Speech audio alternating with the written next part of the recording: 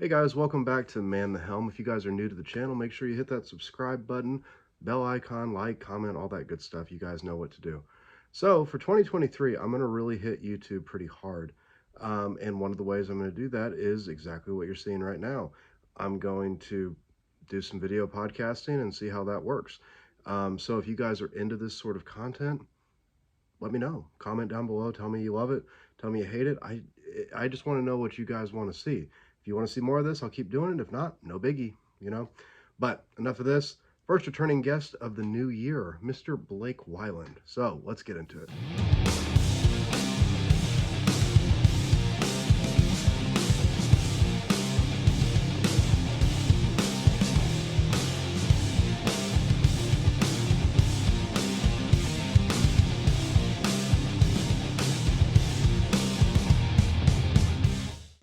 Welcome back to Man the Helm Podcast. I'm your host, Jake. Today, I have my first returning guest, and by popular demand, Mr. Blake Wyland. What's up, dude? Popular demand. Whoa. I know, right? I mean, in 2022, you were the most downloaded episode for the podcast, so, I mean, I got to give the people what they want, dude. That's kind of crazy, but hey, I guess if that's what people need, then here I am, I guess. Well, contrary to popular belief, at least by your own opinion, you are kind of a cool guy and a popular guy in the gear world, so, I mean, people do care about what you say. It's kind of weird, though, but... It's pretty weird. It's pretty weird. I'll take it. I'm not complaining, but it does sometimes weird me out a little bit. But I can't say that it's like an accident necessarily.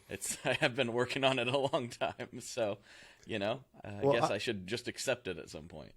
Oh, yeah. Well, I mean, and it's good problems to have, right, man? It's not anything that, should be complained about. I mean, yeah, we're going to complain about stuff, but it's not that big of a deal. At the end of the day, you could be doing something way worse. Sure. No, I'm very, very pleased with my day-to-day overall. It's a good experience. Yeah.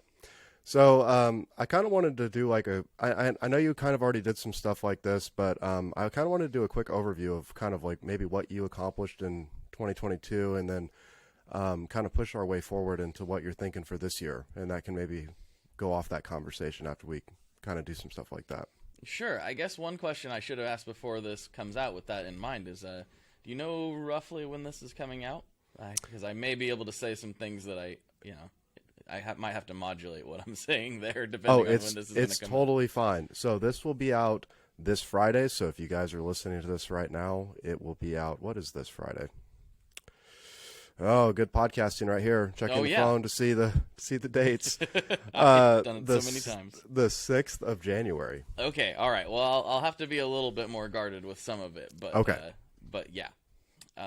So yeah, 2022 was an interesting year. It was the first year that I feel like the world was still kind of getting back on its feet, even though it still feels a little bit shaky at the moment. But for sure, at least we were able to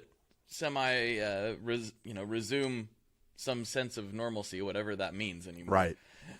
And so that was a really nice feeling. Obviously, I think we all share that. That was cool. Although, admittedly, for me, things haven't changed a whole lot. From 2018. I believe 2018 is when I started doing this full time in some shape or form. And so, when lockdown happened and all that, my day-to-day didn't really change it hardly at all. Of course, there was all kinds of other stresses associated with that, but as far as what I did every day, it was still pretty much the same, and it's still pretty much the same. But some of those roles have morphed over time. I don't do nearly as much client work as I used to do as far as consulting. I still do a little bit of it, but not nearly as much as I used to. And that a lot of that sort of folded in 2022, late 2021, 2022. It was a combination of I'm just running out of time, and some of the companies that I worked with just ended up doing, I don't know, what they needed out of me didn't match up with what I needed out of them, and vice versa. And so it was I kind of have to put my eggs over here in this basket. So I guess it was another form of quitting, which felt a little bit weird. But yeah, that's one thing I've struggled with is which I didn't imagine, which is allocating time. You know, when I was working in the oil industry and everything, I had a very difficult time allocating time because I was essentially working 3 full-time jobs at the same time. Right. So I just kind of had to just hammer it the whole time. Obviously, that's not super sustainable. And so when I quit that job and was able to focus on gear-related stuff, it what's the best way to put it? Like I realized, oh, I got all this flexibility, and sometimes I abused it a little bit.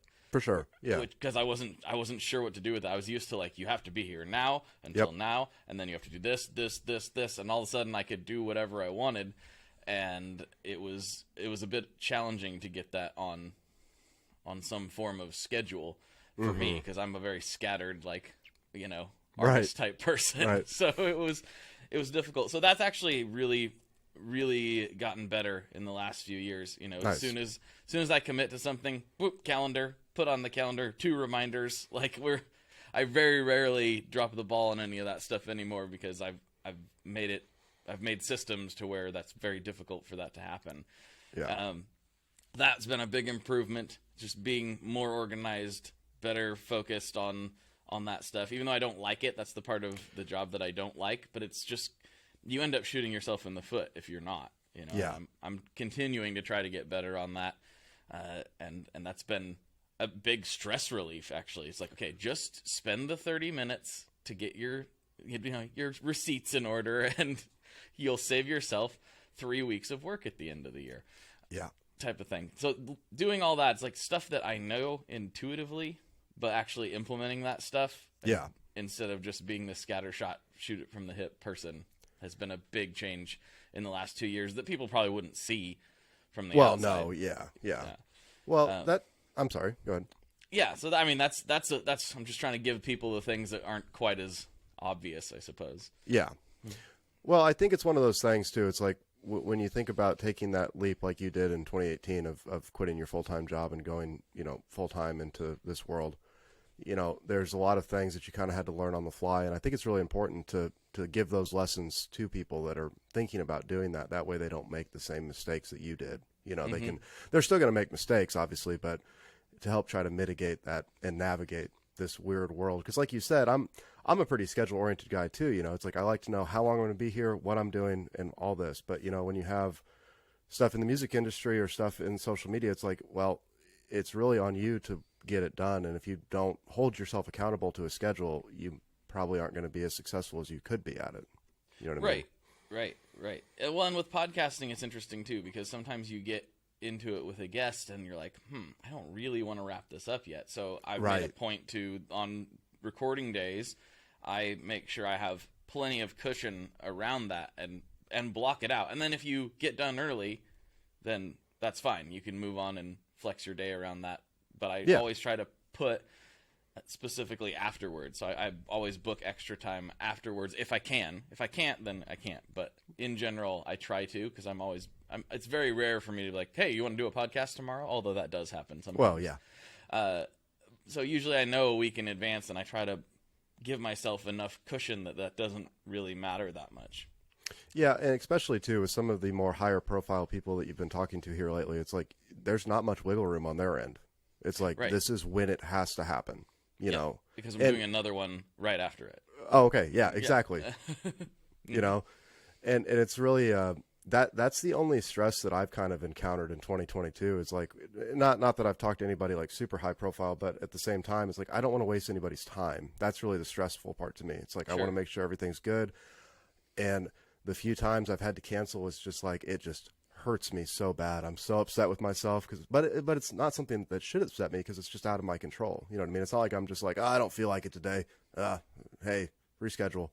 But you know, it's one of those things that looks nice from the outside perspective. Like, oh man, I can't believe you talked to so-and-so today. It's like, well, yeah, but I've been trying to get so-and-so on for like 3 months now. And it just finally happened to work. And I had to drop like 15 other things I was doing to make sure that happened for that person. You know what I mean? Totally. I mean, one I still kick myself about, and again, I kick myself for no reason. I had no control over it, but I'm a big fan of the producer and guitar player Will Putney. He just makes incredible records with like a lot of heavy bands, and he's Okay. produced some of my favorite records.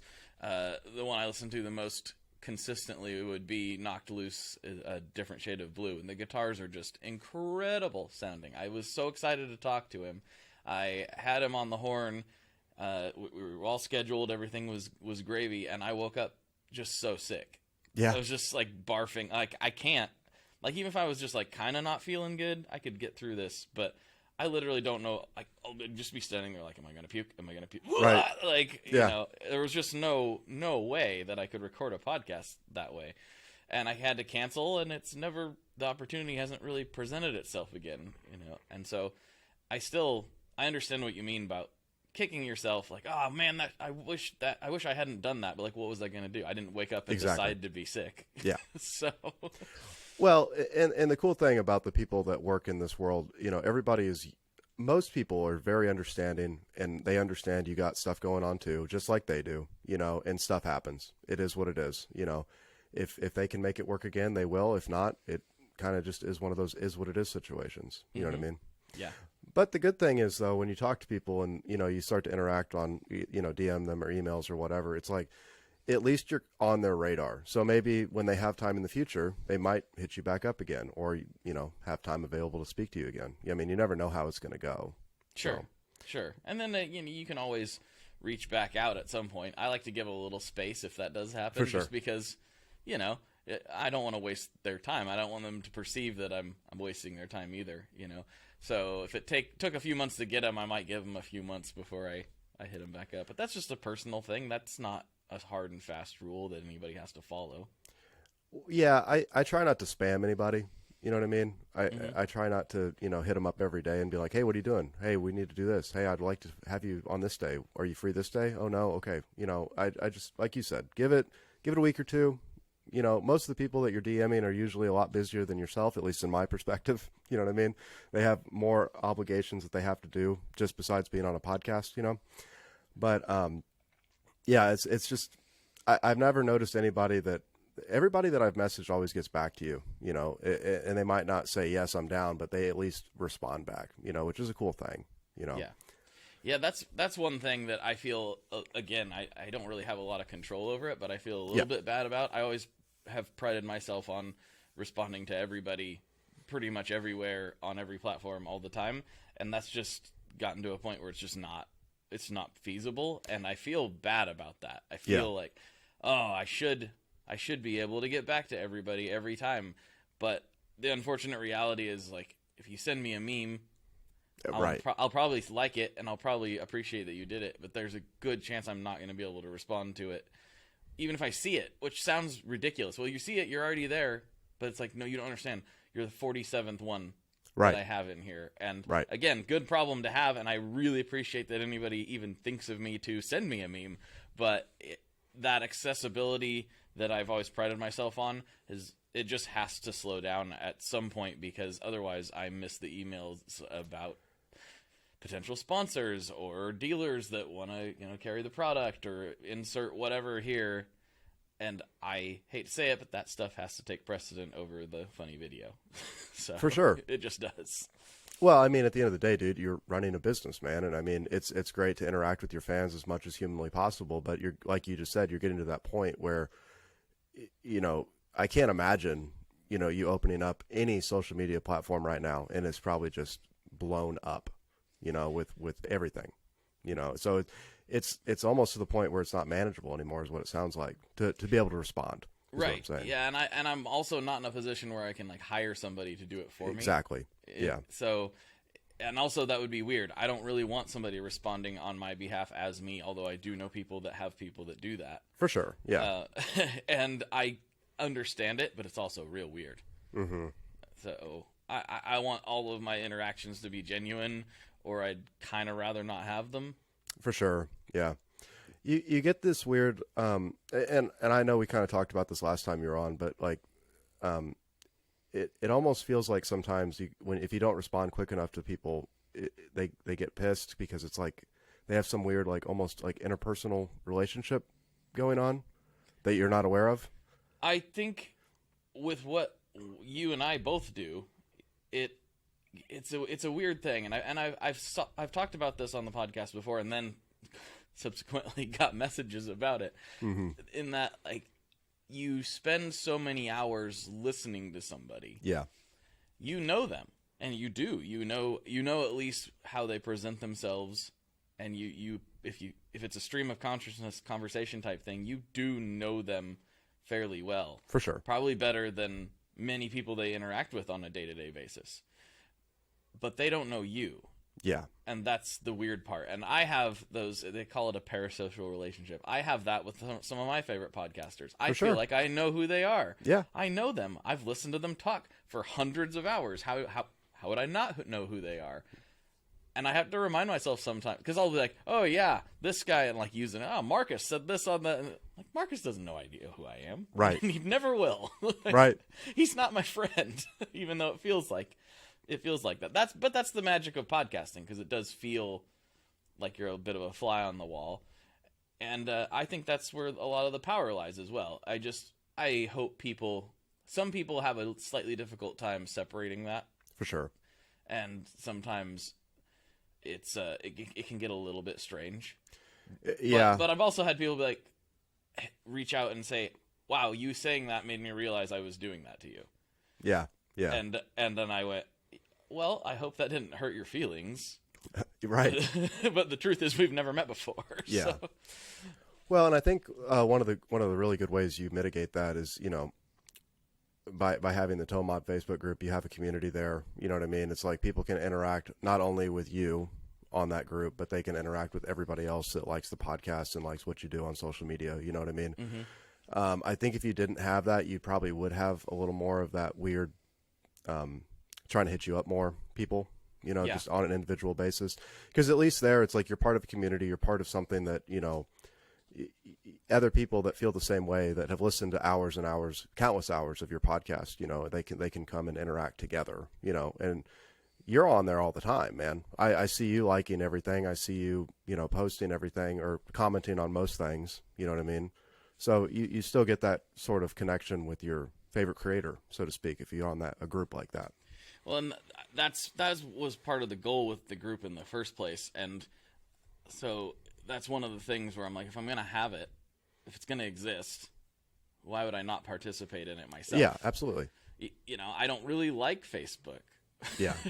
But I like that group a lot. Mm-hmm. So, I guess that's how Zucks gets me. I spend quite a bit of time in that group because I enjoy the people in that group. I enjoy hanging out in there, and that's part of the stuff I feel responsible for responding to. For sure. The direct messages and emails and stuff, of course, are much more personal and take precedent. But that group is very important to me because it's proven to be a very good, I don't know. For me, it's the only reason to get on Facebook. For sure. Yeah. I can count on one hand the only reason I get on Facebook is a handful of groups, mm-hmm. and that's really the only reason why I'm there anyway, dude. Mm-hmm. If like the Wampler Tone Mod Facebook group, and a handful of others didn't exist, I would not have that app. There is no reason for me to have it. With my mother would be so upset because she couldn't see pictures of what I'm doing anymore. But that would be the only thing that would be a problem. You know what I mean? Which is, I think I've talked about this a fair bit, but I use Facebook like a complete alien because everyone else had Facebook, I don't know, since 2000, whenever Farmville was a thing. Right. Almost everyone else I know that's on there has been on there around that time. I didn't get on until 2015. Right. Or 2016, actually. And the whole reason I did was to do this kind of stuff. So everyone I'm Facebook friends with is someone through guitar stuff. There's like a couple local people. Like the lady that runs the dairy where I get my milk is also a Facebook friend. And she's like one of the only non-music people that is a Facebook friend. My mom is on there. We are not Facebook friends. My wife used to be on there. She's not really anymore. We were never Facebook friends because they didn't want to see all the nonsense that I was doing. Yeah. Like, I'm constantly posting about all this guitar stuff that they don't care about. They hear me talk about it every day. It's not something they want to see on their Facebook feed. So all that to say is most people have it. I just use social media in general as a tool. Yeah. I don't really view it the same. If I wasn't doing any of this stuff, I wouldn't even have Instagram. I wouldn't have. I definitely wouldn't have TikTok. I wouldn't have any of these apps if it weren't for me trying to do what I do. I really genuinely wouldn't. I lived most of my life without it, and it was totally fine. Yeah. Yeah, man. I can't even remember the last time I really posted anything for myself on my personal Facebook page anyway. It's always been just music stuff or sharing stuff for the podcast or whatever. But I think I'm kind of running into a weird spot right now because I'm at one of those transition periods because I have random people hitting my personal Facebook up. And I'm like, well, I need to change this now because I have way too much personal information on this that I don't want random people to know about. So I probably just need to get rid of it or like change my name to some crazy Korean thing so nobody can find me. You know what I mean? But yeah, I think I need to kind of take a step back and look at what I need to do with that. Because I got like pictures of my kids and, you know, wedding pictures and stuff on there, you know, like Which most people do. Yeah, exactly. That's what I'm thinking. You know, it's like, because coming from your perspective, it wasn't even an issue, you know, because you're just doing it for the tone mob. Yeah. And it kind of having this, talking about kids on social media, and I should say, like, when I'm talking the way I'm talking, I'm not saying that no one should post their kids on social media. I'm not absolutely. saying any of that stuff at all. I'm just saying for me personally, I don't. And it's sometimes having that stance and that thought process is a little bit of a bummer because my kids are content gold mines. Right. Like they're always saying and doing hilarious things that are music related because we constantly have music stuff going on in the house. You know, my 3-year-old absolutely loves My Chemical Romance, and it's hilarious. Nice. You know, like it's like he'll just be singing Black Parade, and it's like, man, this would go crazy and help my brand and help me For sure. But I'm not comfortable. Yeah. Basically, it isn't even really that I don't want my kids on there. Or if somebody did post their picture, I'd be like, take that down. It wouldn't. It's not even that. It's I'm not worried about really some like person finding them or anything like that. You know, I'm not even close to that level, nor is really anybody in the gear space, to be fair. But it's more about personal choice, where I knew what social media was when I got on it. Mm-hmm. I knew once you opened that genie and like gave them that data, that something maybe you don't want to happen with that data is going to happen, you know? For sure. And that data could be images of your face. That data could be anything. But I knew that, and I was like, is that worth the trade-off to get into the career I want to get on? And for me, yes, absolutely, 100%. That's fine. I don't care. Like, I understand what's going on, and I don't care. I want my kids to understand that before they decide to jump in. For sure. And I want to have those conversations with them when they're old enough to understand this is what you're giving up to hang out with your friends in Snapchat or whatever is the thing at the time. This is what you're giving up. Now, if you're fine with that, okay, but know what's going on. And that may be a bit heavy to put on a teenager. Yeah. But I think more people need to actually think about what they're doing when they're engaging on these platforms. I think when people are like, oh, yeah, this free face app that makes you look old. Right. Why are they doing that? Why does that exist? There's a reason, and it isn't because they just want to see what you look like when you get old. Yeah. You know, it's another data point. That's what it is. And again, I've used those things. I'm not above it. I'm not talking down to anybody that does. I just think people need to be more intentional with how they use these platforms because a lot of people have gotten real comfortable with them, and I think people just need to be more generally aware of what's really going on, and I think that's starting to happen. For sure. Yeah. But it certainly hasn't been the main topic of conversation regarding social media. Well, I think it's one of those things that people don't want to talk about because they know it exists, but it kind of freaks them out. It is freaky. I mean? Yeah, it's weird. So, I mean, it's one of those like elephant in the room situations that nobody wants to acknowledge just quite yet. But they know it's there. But it is what it is. I don't want to. We're getting into some weird stuff, which is fine. Well, I don't think it's necessarily even a bad thing. I really don't. No. I'm not even saying that from the perspective of like they're gonna steal your face and make yeah. a clone out of you. Yeah. I'm more saying just like, just know that it's out there and anybody could do anything with it, and it could be For a sure. great thing, and it could be like, hey, all the DNA sites, Ancestry.com and everything. That's a little bit weird, but we've caught serial killers with it. For sure. So Yeah. I'm gonna say that's a win. Yeah. let's catch some serial killers. That's a good thing. Let's catch them. Yeah, and like you said, it's just a matter of, personal accountability and responsibility when you're using those apps or using any sort of, social media platform. You just understanding what you need to do. And with you, it's really nice because you're just so focused on like what you're doing. There's not like a general overview. It's like, well, no, this is for the podcast. This is to promote the podcast. This is to network for the podcast. You know what I mean? Mm-hmm. And even when I share, and I think this probably isn't as obvious to a lot of people, especially on my personal Facebook, even though that looks a little more scattershot as far as the type of things that get posted there, mm-hmm. it's all intentional. Yeah. It's all, even when Ken Block died the other day, and that was a genuine, like, sad post, like, I was very upset about that. That really hit me hard. Yeah. But also, I'm like, I want people to know that I'm a car guy. Yeah. Yeah. I want that to be more a part of what I get to. I want to spread out what I get to talk about a little bit more. So it was genuine, but it was also, I've also had other people, famous figures, die that bummed me out. I didn't necessarily talk about.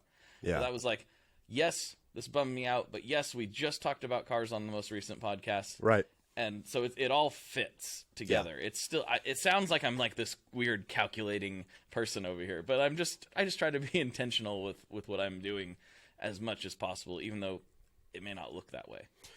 Well, it was really cool with the most recent podcast because there was this like out of left field excitement from both of you when you guys realized you both were kind of car guys or car people. You know what I mean? And that's really what I think a lot of listeners are listening for. It's like, yeah, the gear's cool, but like genuine excitement when your guest is like, oh, really? You like this? And then it's a 20-minute conversation about something that's completely unrelated to what you thought you were going to be talking about. Oh, I had no idea that she was into cars, and she's right. really into cars.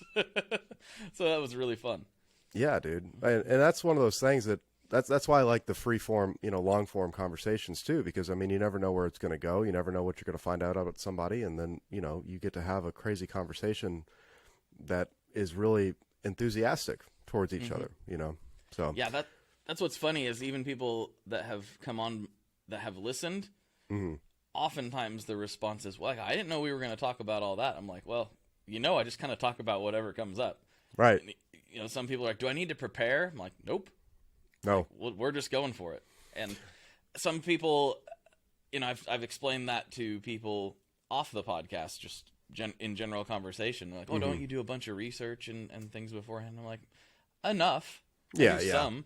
I don't want to go in totally blind. I'm like, who am I talking to again? I do some research, but I intentionally don't dig that far because I want my questions to be coming from a genuine place. So I'll get some info, but I want to ask things that come to my mind that I'm really thinking about right then. I don't want to like preemptively like, well, I know that this person actually, was a fighter pilot and blah blah blah. I don't want to know that. I want to find out naturally. Right.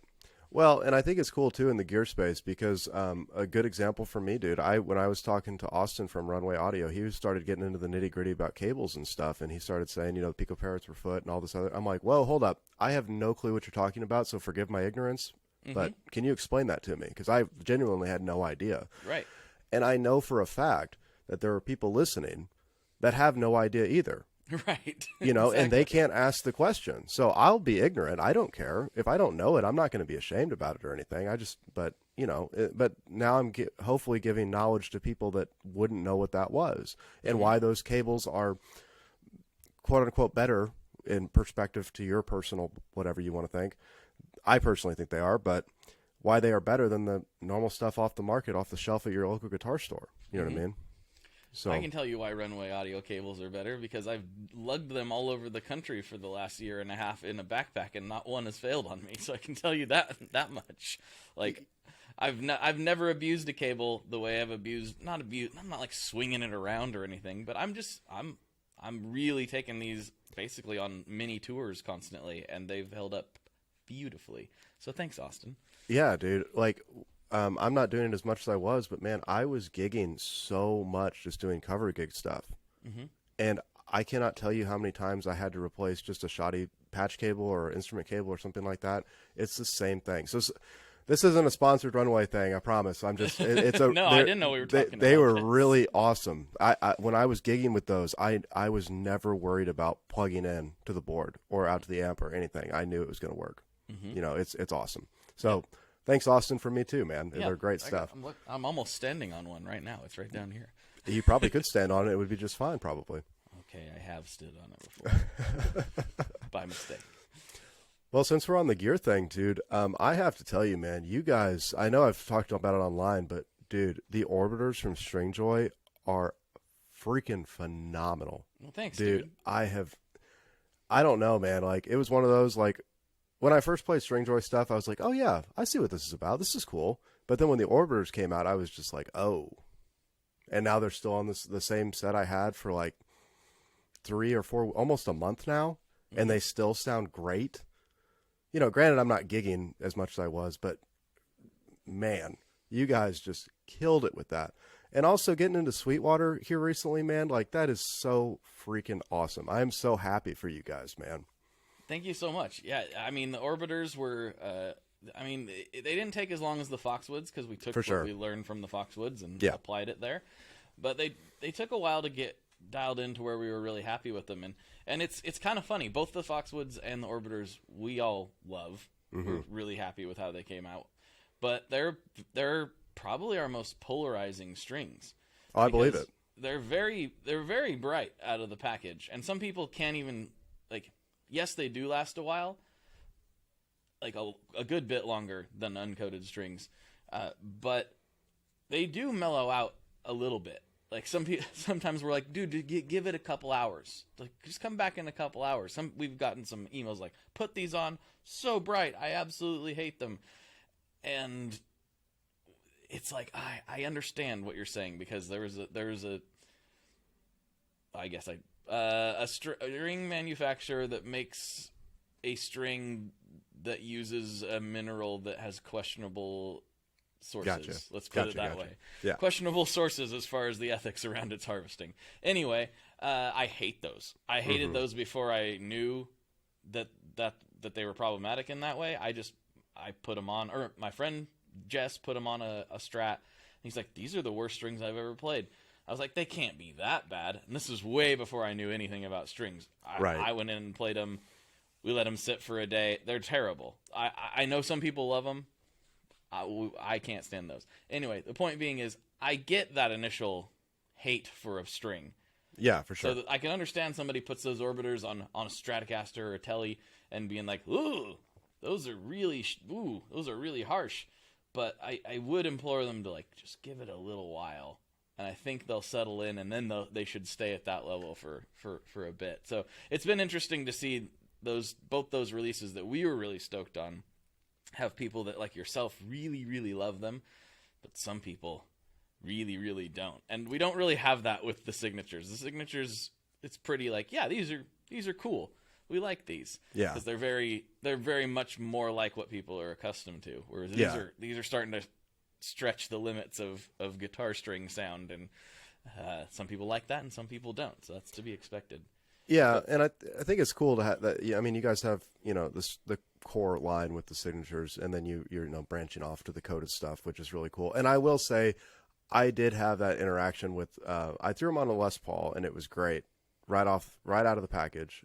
But like you did say, I put them on my Tele, and man, there was probably about a day where I was like, ooh, man, these are pretty bright, you know. But now they've been on for, I don't know, maybe a week. They, like you said, mellowed out just fine. They sound really great. Once again, not sponsored by Stringjoy whatsoever. I'm not being paid to say this. I have the strings. I bought them myself. They're great. That's just my opinion. But Thank dude. you, man. Yeah, dude. But yeah, the funny thing is, I remember when right before you guys did that big push to get into Sweetwater, that like spur of the moment Nashville trip. You know, they were like, oh hey, yeah. you know. Because that was literally within like what, like a 12-hour notice or something like that. You were just like, well, I'm getting on a plane. Pretty much. I mean, I Friday I got off the phone. Usually, it's funny because like I talk to Scott pretty much every day. Right. We don't usually talk on the phone on the weekends. We'll usually text each other some nonsense. But Yeah. we don't usually talk on the weekends because we're trying to have a weekend. Right. Right. And so Friday, I'm like, do you need me to come down? And he said, no, I think we're okay. And then Monday, I wake up and I look at my phone. What's going on? You know, and I said, message from Scott. When can you be here and how long can you stay? So it was like, oh, well, I guess I can be there relatively quickly. We just got to find a flight. Right. So, yeah, it was. I think it was less than 24 hours and I was on the plane. And, Yeah. And yeah, it was just about having another body there.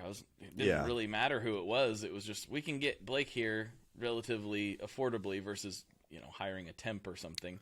And sure. relatively quickly, and he can fold boxes and count stuff and put tape on things and, that type of deal. So, well, that initial order, I'm sure, is always the most daunting for a new retailer, especially somebody as huge as Sweetwater.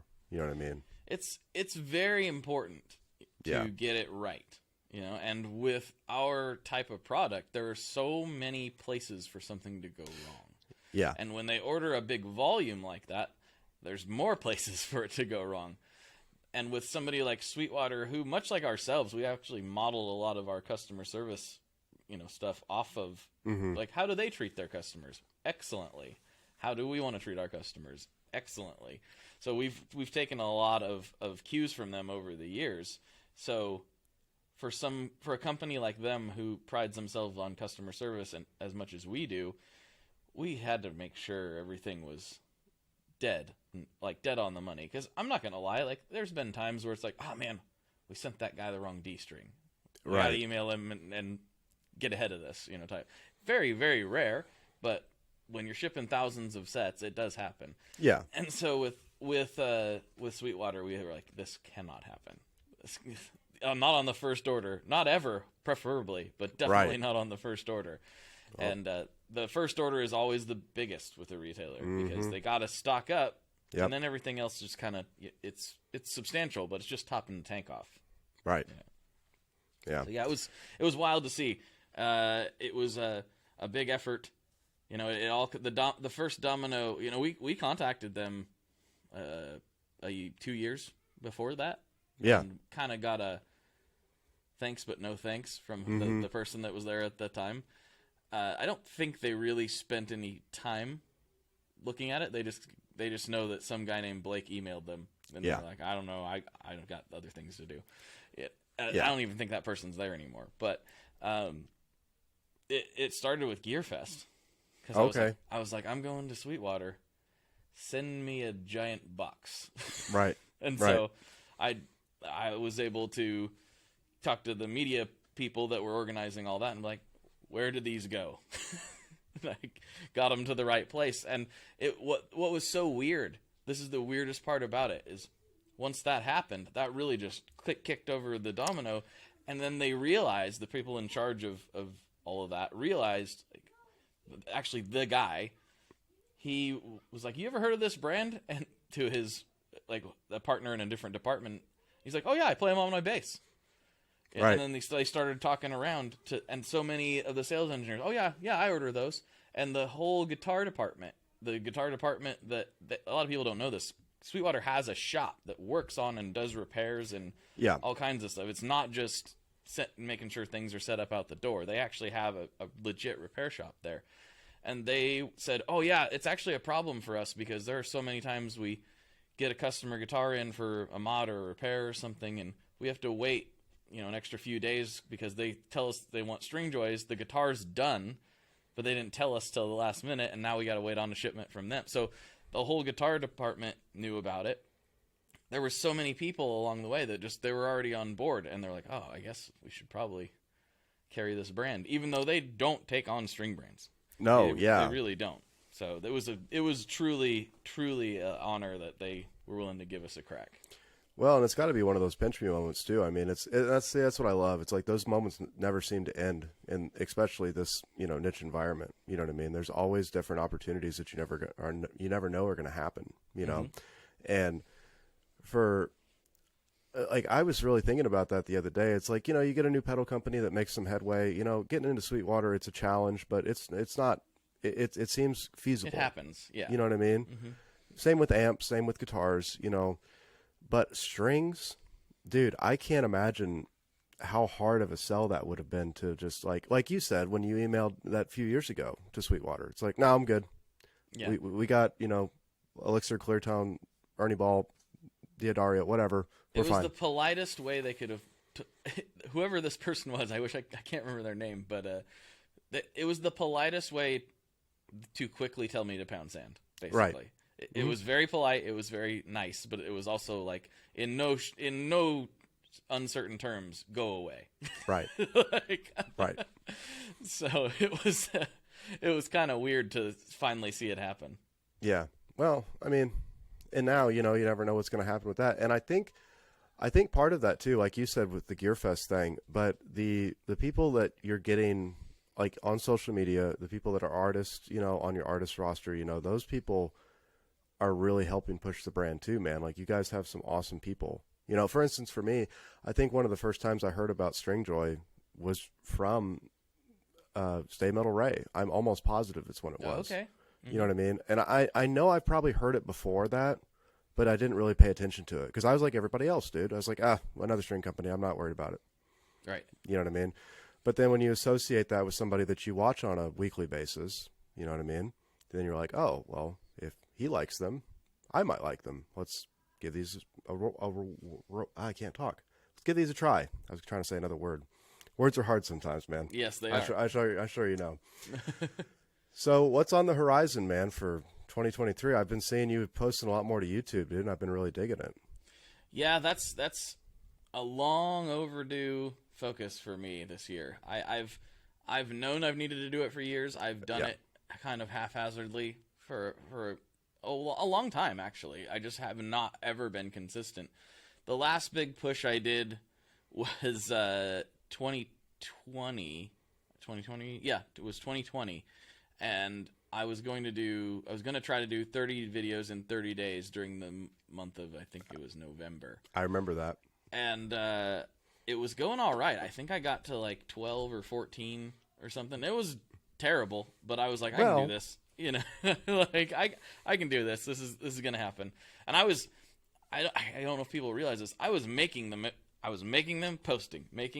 I did not work ahead of schedule like I probably should have. It was make it that day, post it that day, tomorrow, repeat. And it worked. It was working really well. I was gaining some traction because I was starting from almost zero there. I can't say entirely zero because I had I could push people from IG, but people don't leave platforms very well. They really don't. Yeah. So I was getting a little bit there, but it was working. And then the fires happened here, and we got put on evac notice, and I was like, I cannot do this. And because I was doing it in addition to everything else that I normally do. Right. So it was just like, okay, I'm sorry, I have to stop. This is not going to work. So I got almost halfway there. But what it taught me was that YouTube's still, even as big and as old as it is, it's still the only platform that I can see is I make something for that platform, I post it, and I gain traction. Yeah. I see it. Like, I can see the back end. I'm like, yeah, you actually gained some subscribers from that. Maybe it's one or two, but it's something. Whereas on Instagram, it's not really that way anymore. You can post something. I've had things go super viral, and you gain very little out of it other than that one individual post, right? Which is fine. That's just what it is. I'm not even really complaining about it. But YouTube is, I think, unique in the space where you are still actively rewarded for what you put into it. You put more into it, you're going to get more out of it. And it's just proven itself, at this point. So I'm long overdue in needing to push forward into YouTube. And I realized I needed to take the same approach that I take with a podcast.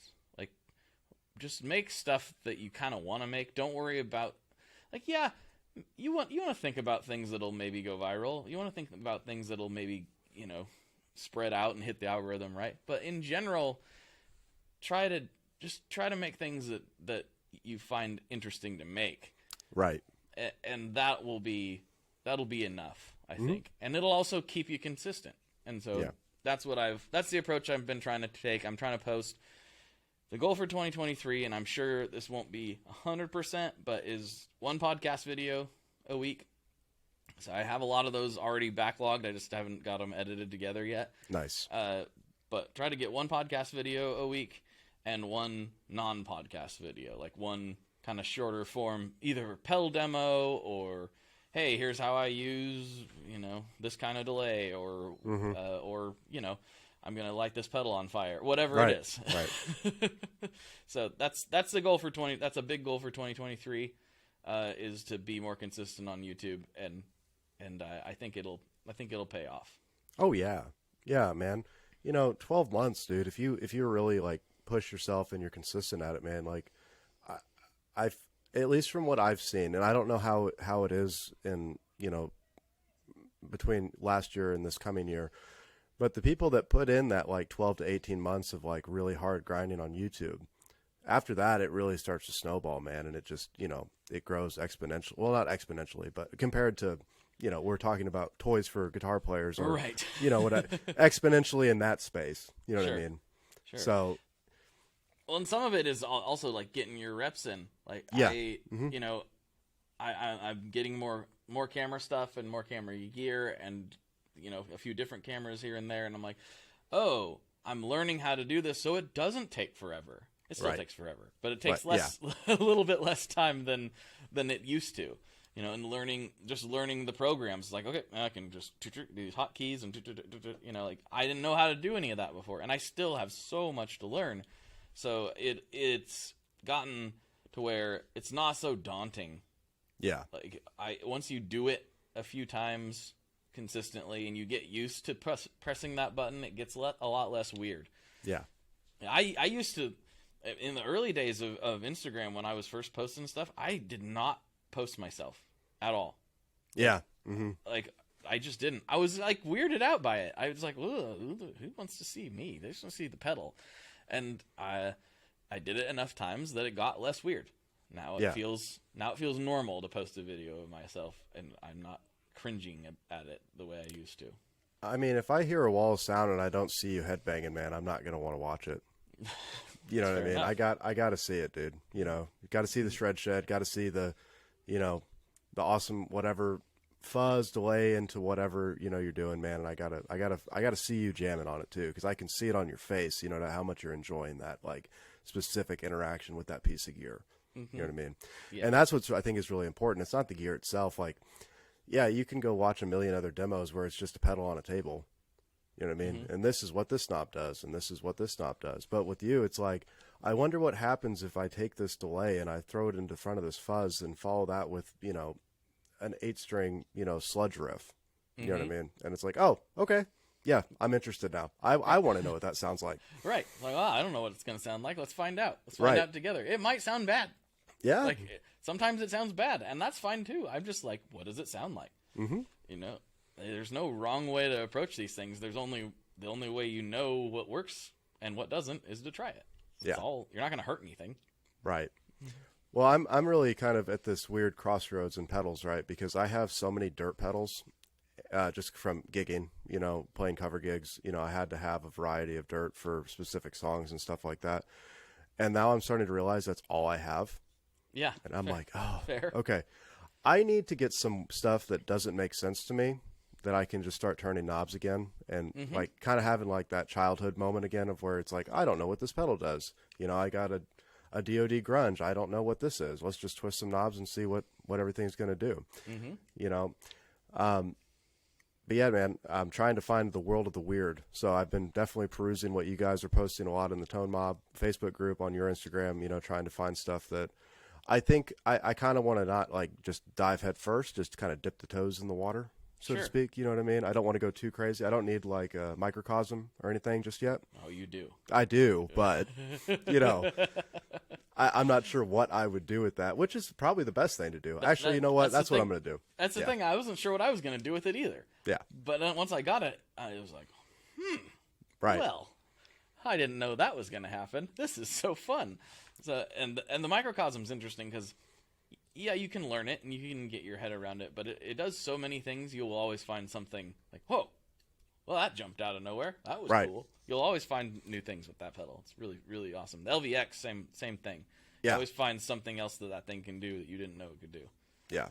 Well, I did get a weird one. I did get the slicer here recently from Boss. I'm going to get one of those. Dude, I don't know what to do with it, but it is so fun to play with. That's what Richard was saying yesterday. He's like, you have to get a slicer. I was like, I do have to get a slicer. I really do. They're not even that bad. They're like $169 or something. Something like that, yeah. It's under $200. Yeah. It's so worth it. Now, I'm really kicking myself. I used to work at a music store back in the day, and we used to have the original, the 2-button slicers. I can't remember what the model was on it.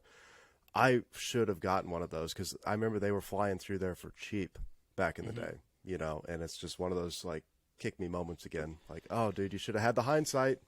Well, I understand that. I'm going through that really bad this morning, so I'm going to a store later to check out a guitar I don't need. Of course. You do, though. Yeah. It's literally the same guitar I have. It's a vintage Melody Maker, double pickup, which I love. Right. I feel like are very underrated guitars. But this one, somebody painted it like some sort of 1980s themed. Like, it's the most ridiculous thing I've ever seen in my life. It's not it doesn't look like this, but it's got the vibe of, you know, those little swirly, like, Dixie cup things from the 90s. Oh, yeah. It doesn't look like that, but it has that same vibe. It's got like, all this weird pattern on it, and I'm like, I have to...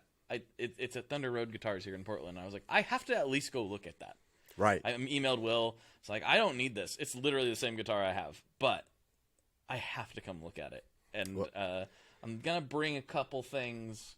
Like you were talking about having too many dirt pedals. I'm like, yeah, I mean, I'm getting to that point. I'm well past that point where I definitely have a few that I'm comfortable letting go. Mm-hmm. Which sounds weird. I never thought I would say that, but I'm like, I haven't played that one. I really haven't. There was a long time where I could say, no, I play everything that I have. And now I'm getting to a point where there's a handful of pedals where I don't, and I can also get their sounds via other methods if I need to. Right. So there's a few I'm gonna let free. I'm gonna take it up there to Thunder Road. Anyway, all that to say, I was perusing their website just for kicks, just to see, because they're if you were making a Nashville reference, like if they're like the Carters. Okay. Of Portland. And so like there's like Thunder Road, like there's like Black Book Guitars, which is like kind of like, I would say kind of like Groon. Okay. Sort of. Yeah. And then Thunder Road's sort of like Carter's, like very high end vintage shops, slightly different vibes, you know, if that makes any sense. Absolutely. Yeah. Thunder Road is amazing. But I was just like, well, let's go through their website and see what they have. Will tells me they have lots of amps right now, and you know, I'm looking for something high gain, so we'll see what you got. All that to say is they have two 80s Les Paul Customs just like mine right now. Mm-hmm. One's an 85 and one's an 82. Nice. They're both in the mid sixes. They're like 6.5. Yeah, yeah. I was like, ugh. Mm-hmm. I got mine at the right time, I guess. Yeah. I had no idea that I got mine for like 21. Oh, wow. Yeah. Yeah. And this was a while ago, but not long ago. Yeah. Maybe 4 years ago. Mm-hmm. I was just like, these are $6,600 now? What happened? What happened? And then there was a twin 12. I just haven't looked at vintage gear in a while. Yeah. It was a Silvertone twin 12, $1,000. It's like, that was a $400 amp not that long ago. What's going on? I don't think they're even overpriced. They're just market pricing it. Right. It's wild, man, because I was trying to get into the market. I want a custom so bad. So bad. Mm-hmm. It's like the guitar that made me want to start playing guitar was a white custom. Yeah. And there is no way, at least right now, that I'm going to ever be able to afford it now. There's no possible way. Like, I could. Don't get me wrong. Like, if I really, like, If pinch it was my all you were pennies. gonna like, yeah, put all your eggs in this basket. Exactly. Sure. But man, my wife would kill me if I spent $6,600 on a guitar Mine, right now. mine You know, too. Yeah, Like, exactly. She'd be like, "Are you selling 5 of them?" right? Like, yeah, I'd have to. Yeah. I just remember it was, I think in mid 2020, I went on Guitar Nerds and it was just Joe and I talking, and we got on the subject of what's the most you would spend on a guitar. Mm-hmm. And we both were like, man, if it was something we really, really, really, really wanted, and it was like a literal dream, like $4,000, Yeah. maybe. Mm-hmm. And that's a lot. That's Yeah. a lot of money. There's no way that's not a lot of money. Even if you are a multimillionaire, $4,000 on anything is a decent amount of money. Yeah. It just is. Well, the thing I love too about, well, especially, you know, where you're at and where I'm at, there are so many boutique builders that can get it close for you. You know what I mean? Or better in some cases, depending on what you're used to. You know what I mean? There's a guy, I'm sure you're familiar with, I think he's in Southern Indiana, Harper Guitars. I've heard of him, yeah. Yeah. I was going to have him make me like a hybrid. It was going to be like a white custom, but like almost a telly shape. Okay, yeah. Sure. Yeah, because I like the scale length of the telly a little longer than the Les Paul, but you know, I wanted to still have some beef to it. You know, I didn't want it to be a light Telecaster. You know what I mean? Sure. But yeah, that's the thing. That's kind of where I think I'm settling. I'm gonna spend some money and, you know, get something, you know, made that I really like. You know, I instead think of that's a really good way to go. yeah, You know, there's one caveat to that, and this isn't true across the board, but like for instance, like my Roni Oceano back there, that Yeah. blue guitar, that's the most expensive guitar I've personally bought, like with cash like that. That's the most I've ever spent on a guitar. I'll never get that money back out of that guitar. no, yeah, Like his, and I don't intend on selling it, so it doesn't really matter. But his brand never got to a point where there was just this massive resale market, or even trying to get what you originally paid for. And that's the case for most boutique guitar brands. Is that, and not all of them, sure. Like some of them get their brand to a point where they have a wait list, and so that the resale market's really good on them. But in general, that's not really true. It's usually you spend more with the builder initially, and then you can never really get that money fully back out of it again. Versus Gibson or Fender or Gretsch, any of the classic, like, well-established brands, you can get, if you keep it in decent shape, you can generally get almost all your money back out of it. yeah, That's what's kind of crazy. I mean, I'm speaking very general. There are exceptions to this, but yeah, pretty much all of my guitars I could get, with the exception of that Roni, I could get mostly what I paid for. So that's the one thing when people have asked me about going that route, like, just know this. If you're fine with that, then it doesn't matter. Every other reason is pretty much a positive. You're supporting a smaller company.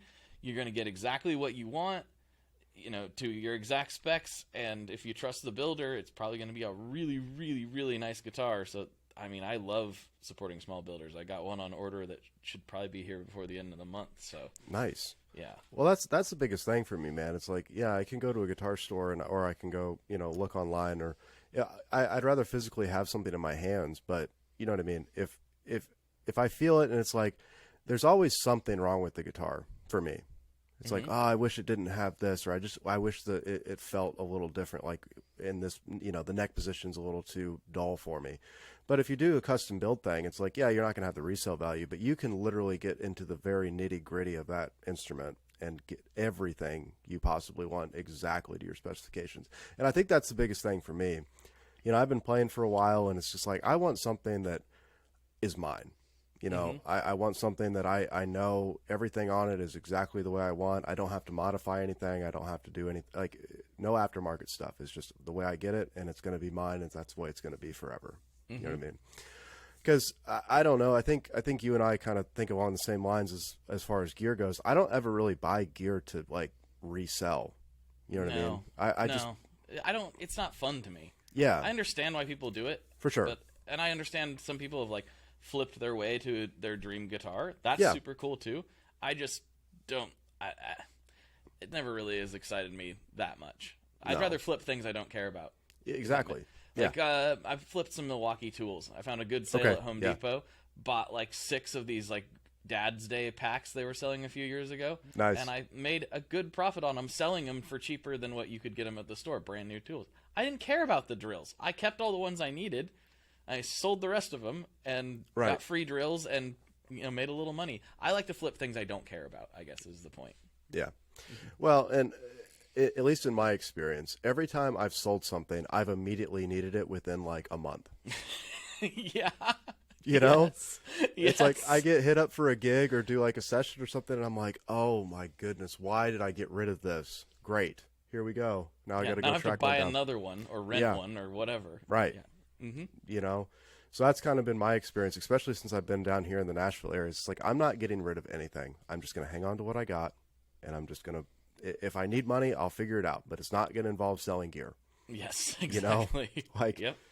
So, but yeah, it's one of those things that I've been really, I'm almost at the point of making a big guitar purchase, and I think that's the way I'm going to go. So I think you kind of helped me solidify that, because I've been kind of on the fence about it. But I think I'm going to do the more custom boutique, small builder route for sure.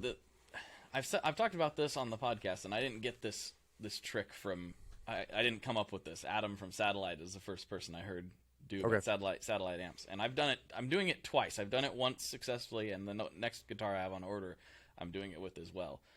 Because I wasn't really trying to fill, like I got my millimetric, and I wasn't really trying to fill a hole with that thing. I just like, this is so cool and weird. I gotta have one. Like, I don't need it, but I want it. So I told Florian, I trusted him. He had a very good reputation, and I just told him, I want this body shape, I want this scale length. Surprising me with the rest of it. Yeah. And then it's the only time as an adult that it truly feels like Christmas. Because even if you order a guitar that you've all totally spec'd out, it's like, yeah, but I know roughly what's showing up at the door. Right. I pretty much know what it's going to be. But when you don't know the color, you don't know any of that stuff, and they're kind of just basing it off of like the builders looking at what you have and what you've talked about. It's a little easier for me because that's very documented. For sure. But it's the only time, because when that millimetric was showing up, I had no idea what it was going to look like. I knew what shape it was going to be. Right. I didn't know what wood neck he was going to use. I didn't know anything. And he just nailed it. I opened it like, this is so perfect. And he's like, yeah, I just kind of based it on what you had and didn't try to like clone what I had, but like make it fit the collection type of thing. And for sure. Boot from B.A. Ferguson, I told him to do the same thing with the one on order. I have no idea what it's going to look like. Well, dude, I'm excited for you on that one, man. It's like Christmas morning. It's the only time as an adult that it truly feels like Santa's coming. It's great. That's a good idea, man. I think I might do like an actual like real nitty gritty everything I need, but then that's a fun idea, man. That's how I did the Oceana. I was like, I went through everything with Paul. Yeah. Got it just exactly how I wanted it. And it's perfect. Yeah. But I think you need to go through both processes. Do that, and then once you have either with the same builder or with another one that you trust, it's important that you trust them, because that's the other negative with the boutique side of things. Is the unfortunate reality is most people who get into building guitars want to build guitars. They don't necessarily know how to run a business. For sure, yeah. And the failure rate with boutique luthiers is very high, and sometimes that's due to lack of sales. Sometimes it's due to they're just not good at running the shop, and that's just an unfortunate reality. So it's important that you find somebody with a good reputation that you trust. Well, and I think one of the main reasons that I've been utilizing social media, and I've been talking to friends about it, is to build those relationships, man. To build those professional relationships, because you're not gonna you wouldn't build them if you're not interacting with these people on social media. Sure. And I was talking to a local friend of mine yesterday about this, actually, because he's trying to get some stuff off the ground, and I told him something that he really didn't appreciate at first, but then it was more of like he kind of understood. I'm like, you kind of got to.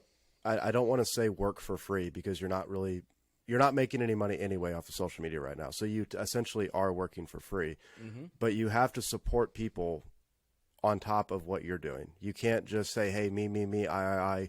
Look at me. And that's one of the things I told him. I was like, take some of your favorite creators that you have online, and just like, comment, and share their stuff, because that not only is helping them out, but you're providing more of a professional relationship with them as you start to move forward with that. You know what I mean? And he tried to hit me with some craziness about like, oh, well, I don't know if I ever have the time. I'm like, dude, you have the time to hit a button that says like. You have a time to write a sentence. You have the time to hit a share button. There's no reason why you shouldn't, man.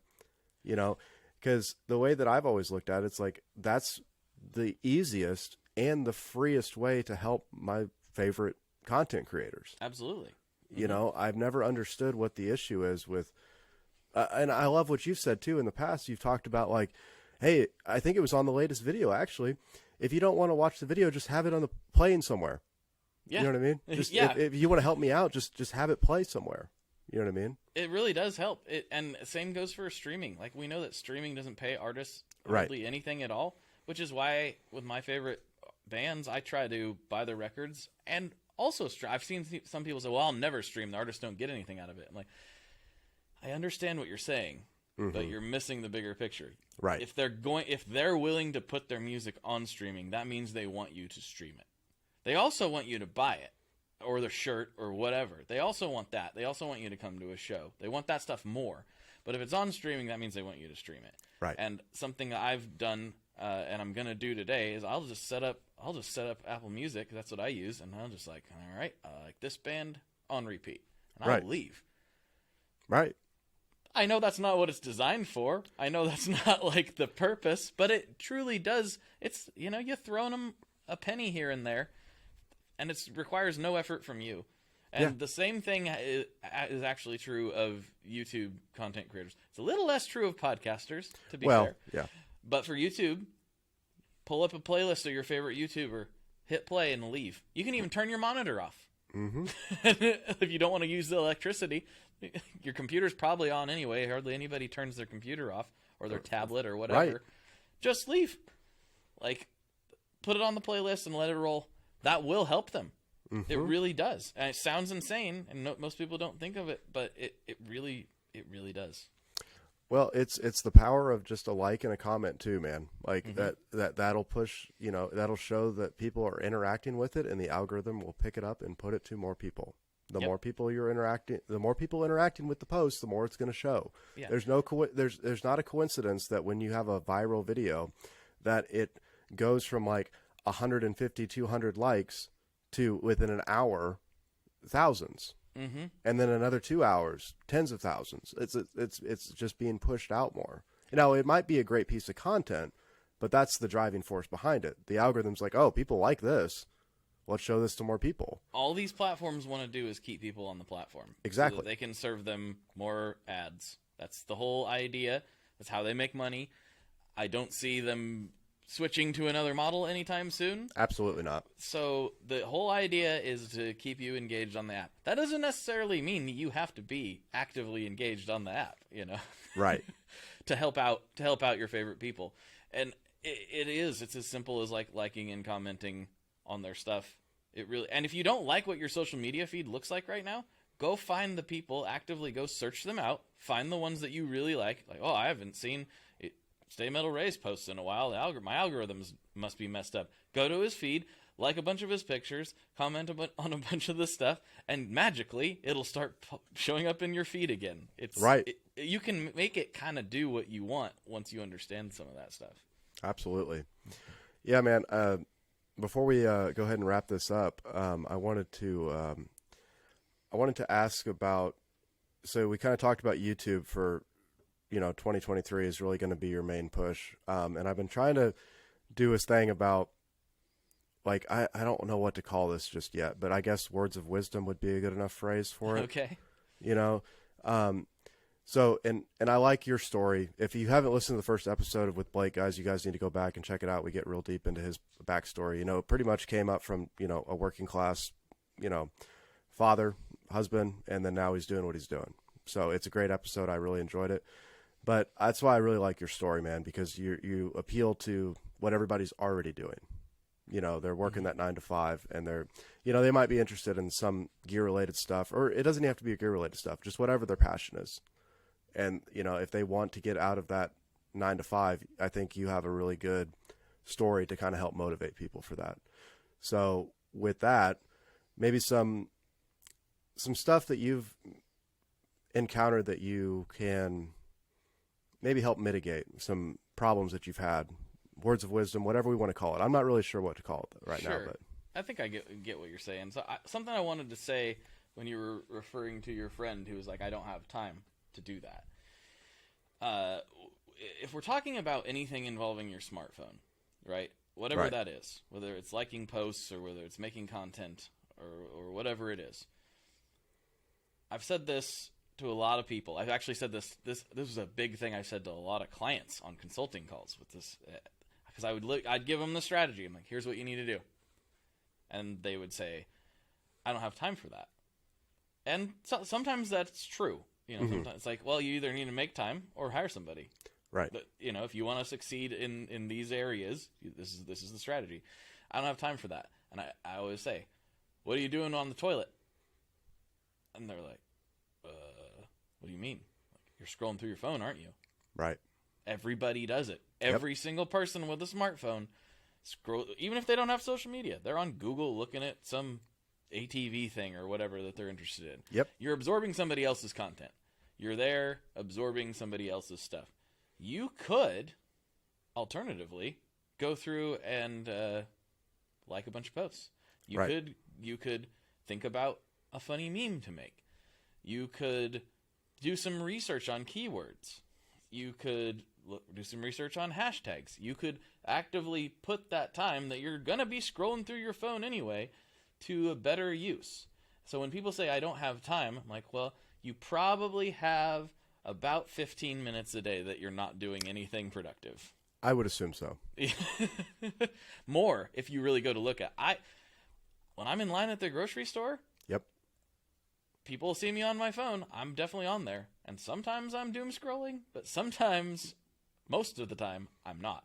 Right. Most of the time, I'm responding to a message, an email. I'm looking at something that is related to what I do.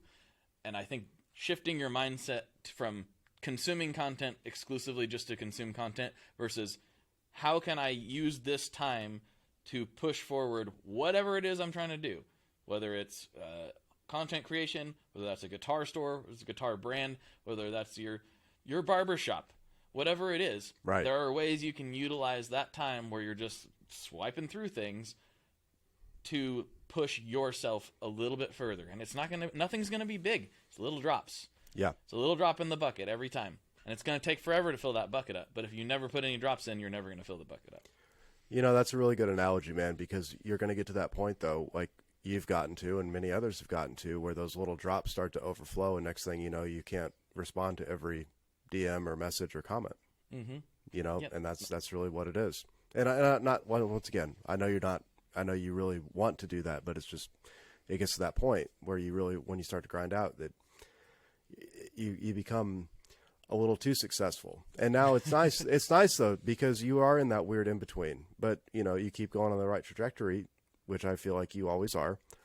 You're going to get to that point where you can hire somebody to maybe help you with the social media side of things. Sure. You know That's what I a mean? goal. I want to do that. I don't know when or if that'll ever happen, but Absolutely. Yeah. I do want to do that. I want to hire somebody, even part-time, like just go. Yeah. So literally so that I can take a little break here and there. Absolutely. I don't take a lot of breaks. Yeah. Well, you can't afford to, man. 2-3 days on social media, you're like years behind.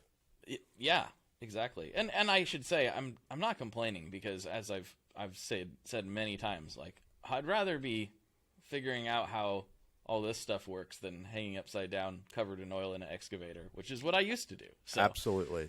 this is fine. Absolutely. This is fine. Don't take that as a complaint. No. Well, dude, I really appreciate you coming back on. First repeat guest, man, it was a good time, dude. Yeah, thanks for doing this. This is a good podcast. I like what you're doing, and I think you're doing a good job, and keep hammering at it. Well, I appreciate it, man. So with that, we're going to go ahead and wrap this up, and we will see you guys next week on Man the Helm Podcast. Well, that's a wrap. So I hope you guys enjoyed this podcast. I know I definitely did with Blake. The audio version is available wherever you'd like to stream your podcast. And all applicable links are down below for myself and Blake as well. So Hope you guys have a good one, and we'll see you guys next week on Man the Helm Podcast.